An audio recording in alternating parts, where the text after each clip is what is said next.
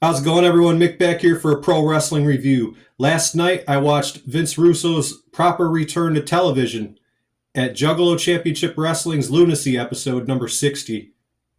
I got it full disclosure here. I've never really watched JCW wrestling. I always heard about it, never really watched it. I've seen a couple shows here and there throughout the decades, basically. So, full disclosure, I'm one of the new fans that they are targeting. When I heard Vince Russo was a part of this, I was on board. I said it before. I made a video defending Russo the other day and his career in the pro wrestling business, and I sincerely meant that. So I watched the show tonight, and it was awesome. It basically starts out with a review package video of what happened the previous week, and I think that's awesome when wrestling shows do that, just in case you missed something the week before, it kind of gets you up to speed with everything. So then after the video package, and I'm going to look down at my notes here because I took some good notes, just so I could, give you guys good information on the show. This isn't going to be a move for move review of everything that happened in the matches, just the stuff that I thought, was interesting enough to me to mention. So the show starts off, and it's great to see this guy too, man. Big Vito coming out looking sharp as ever, accompanying Vince Russo to the ring. Basically, Vito takes the microphone and addresses all the juggalos in the crowd, telling them something along the lines of wipe all that stupid ass paint off your fucking faces or something like that, getting the crowd all riled up. And then Russo takes the microphone, basically dresses down the fans in attendance a little bit and says he's kind of disappointed on the reaction he got last week when he made his official return, to the ring or to the wrestling industry, as he received a lot of boos from the fans, but also some cheers as well, because Russo has his fans, and he always has and he always will. So Russo made mention of that, how he thought he shouldn't have been booed as much from the crowd for his almost 2 decades gone in the wrestling business and his triumphant return and all of this.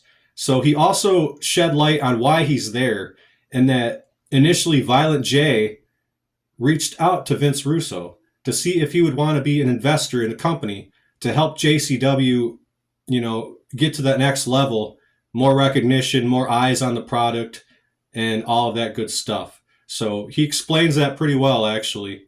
After that, we then go to a backstage segment where Cowboy James Storm is back there talking about Vince Russo and his time that he spent with him in TNA wrestling.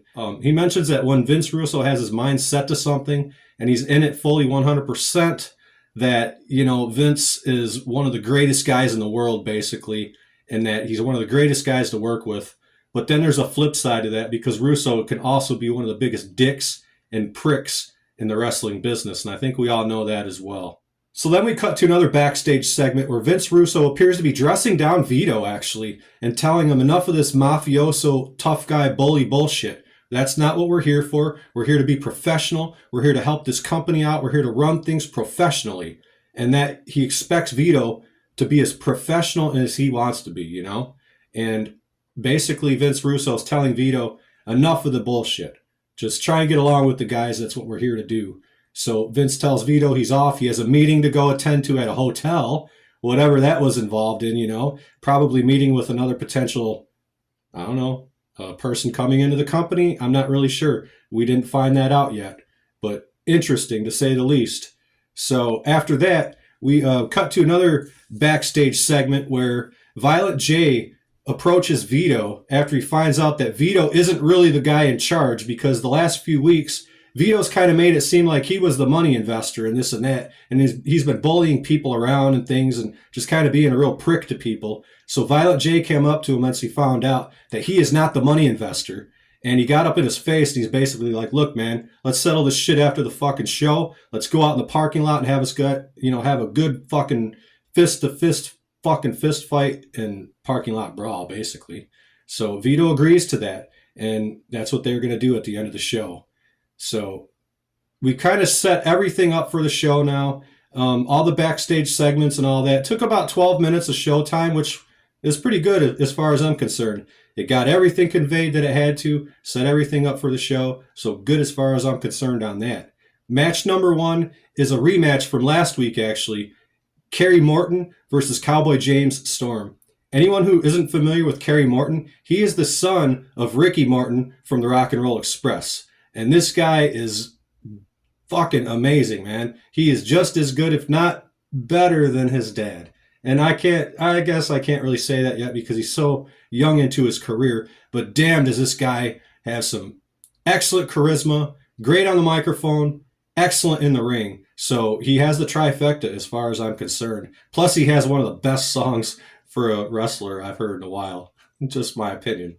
So this match right here is not as long as their match was last week, and it wasn't as competitive. It just basically goes back and forth a little bit in the ring. And then pretty quick, James Storm throws Morton on the outside of the ring, where Morton goes underneath the ring, where he had already hidden what they call a coal miner's glove. And he loaded that thing up with whatever he loaded up with, like a weight or something. The referee wasn't looking, and he fucking just socked one to James Storm, knocking him out, rolled back into the ring and pinned him for the 1, 2, 3. So now they're 1-1. And from what I hear, James Storm used to be part of Kerry Morton's faction. So James Storm kind of split off from them and decided to go solo again. So maybe we're going to get a rubber match or some more matches between them in the future, which I wouldn't mind, not one bit. They work very well together, in my opinion. So then we're going to go backstage for another backstage segment where it shows Violent J being approached by Too Tough Tony, who is their heavyweight champion. And Too Tough Tony is a badass in his own right. And he actually is trying to talk Violent J out of going through with this parking lot brawl. But, Violent J is set in his ways here, and he wants to really take it to Vito. So he's like, no, we're going to just continue on with it, and we're going to do it. So that's that. This will lead to match number 2, Matt Cross versus Mecha Wolf. And this is actually a return match for them from last week as well. So the match starts with Cross playing chicken shit heel, basically, running around the ring, trying to get away from Mecha Wolf. He runs into the ring, trying to lure him in, but Mecha Wolf doesn't really fall for it, and he kind of goes the other way, and he does this really cool spear right through the middle rope from the ring apron to the inside of the ring to Matt Cross, which was pretty neat. I made note of that, actually. Fast-paced match altogether. Cross wins with the cross cutter. That's what I put. So the next segment, Caleb Connolly wants a meeting with Vince Russo. So he goes back to where Vito's at, in his little office, and is asking Vito, basically he wants to get a meeting with Vince Russo and this and that so he can kiss his ass and whatever he needs to do to get position in the show. So Vito's like, you know what, Russo doesn't want to meet with you. I don't want to meet with you. But you know what, if you're able to do something for me, maybe I'll do something for you and get the meeting. So he basically tells Caleb Connolly to take out one of their top stars called Stephen Flo, which they've had enough of. And Caleb Connolly and his little lackey Jeeves says that they will do that, So they do just that, or they attempt to do that later on in the show anyway.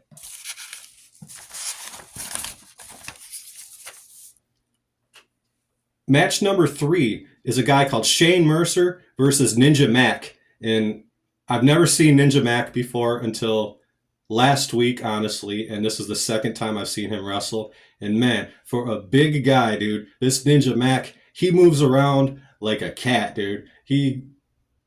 With the greatest of ease. I mean, he's fast. He does some high flying moves, flippy moves. I've never seen a big dude really do that kind of stuff, man. I mean, of course, I've seen like Vader do Vader bombs and moonsaults and stuff, but never really a big, like flippy kind of a wrestler like this, man. And I really liked this guy, man. Ninja Mac.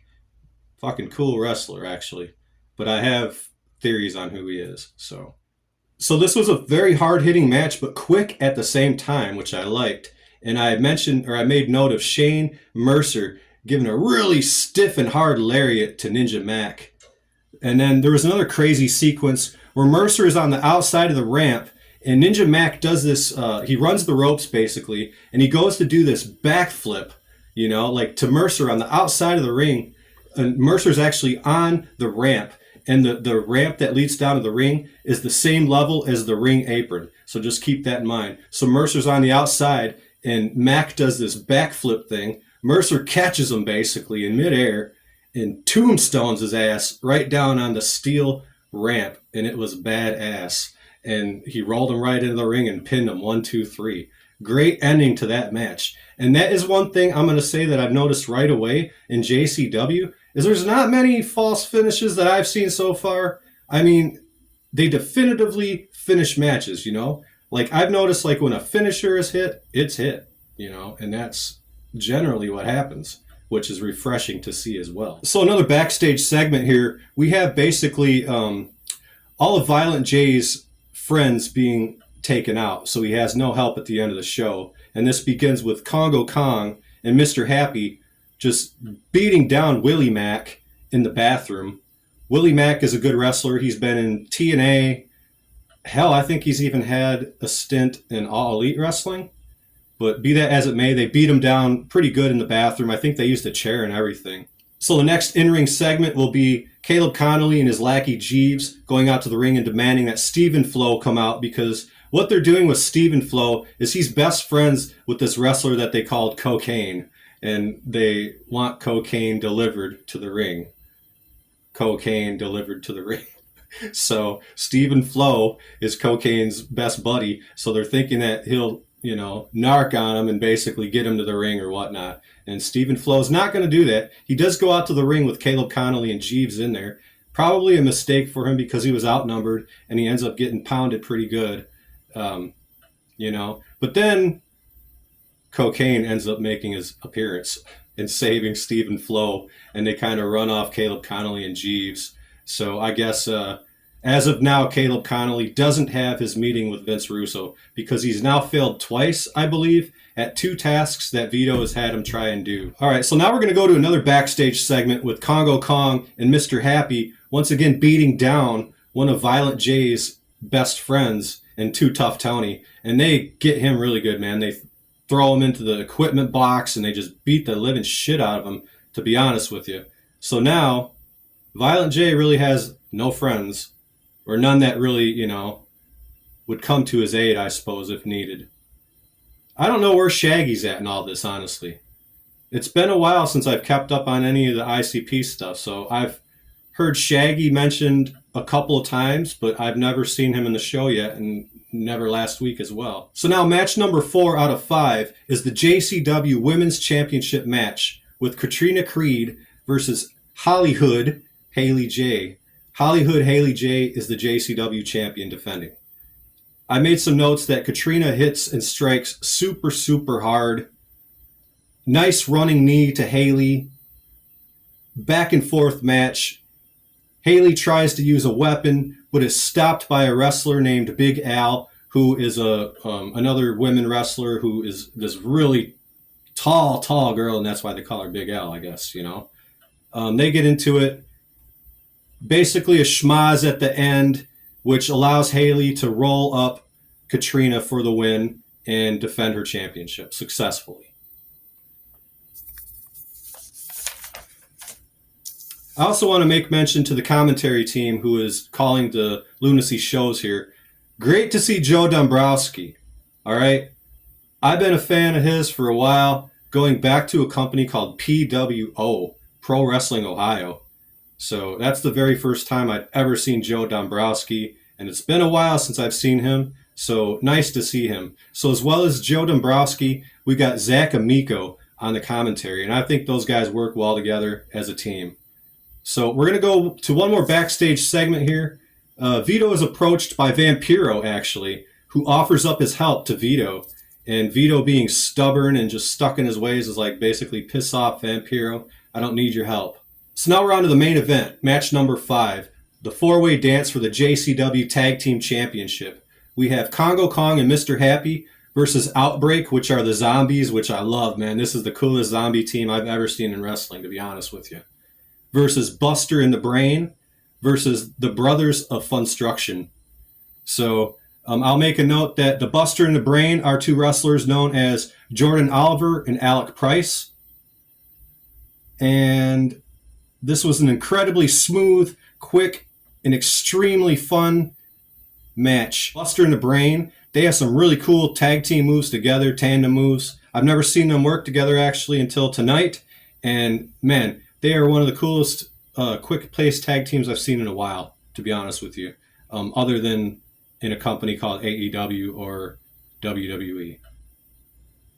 Yeah, so they did this badass, and I'm talking about the Buster in the Brain here. They did this badass double super kick to a powerbomb combo.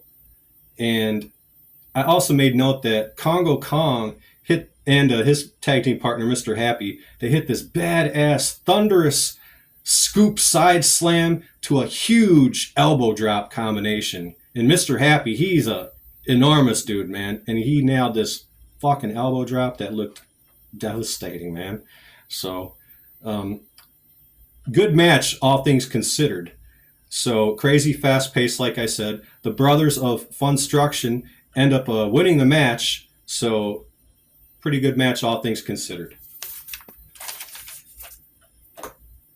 So finally, I'm going to talk about the show ending with Violent J going to the parking lot looking for Vito. He does find him. He ends up approaching him with the steel chair and starts just whooping the shit out of him, you know, as all the wrestlers are gathering around watching everything that's going on. So as he's beating down Vito, Vince Russo runs in and comes back there, stops Violent J from the beatdown on Vito, and basically tells him, hey, look, man, that contract that you had me sign or that you signed or whatever gave me 51% ownership in the company. So Russo owns a majority of the company now. And what he's done is he's relieved Violent J of his duties and he's put him back on a wrestling roster as a wrestler, from what I gathered. Maybe that's not how it went down, but that's kind of how I see it going down. Because Russo was like, you want to be a wrestler, huh? Well, you could be a wrestler again or something like that. And that's really how they ended the show. Awesome show, man. Just a fucking awesome show. If you're into wrestling, check this stuff out, man. If you guys have never seen it, particularly if you were a fan of Russo's work in the 90s, Attitude Era, Crash TV, you're going to like this, man, because this show had me glued from the start to the finish. I didn't walk away from it. I didn't get up for a piss break. I liked it from bell to bell and all the backstage segments, and I thought it was just a hell of a fucking cool show. ICP, I think they got a good thing here working with Russo and their company. And Vito too, man. Like I say, god damn, is it good to see Vito on TV again. You know, I've always liked Big Vito, you know, god damn. So yeah, this is just one fan's opinion on this, and hope you guys like this video. I know my videos are kind of crude. They're not real professional. I don't have the best camera. I don't have the best microphone, but I try. So I hope you guys like it anyway. Give it a like if you liked it, and I'm going to be doing more of this content. I'm probably going to be reviewing this show every single week. So thanks for watching, guys, and have a great day, man. We'll see you.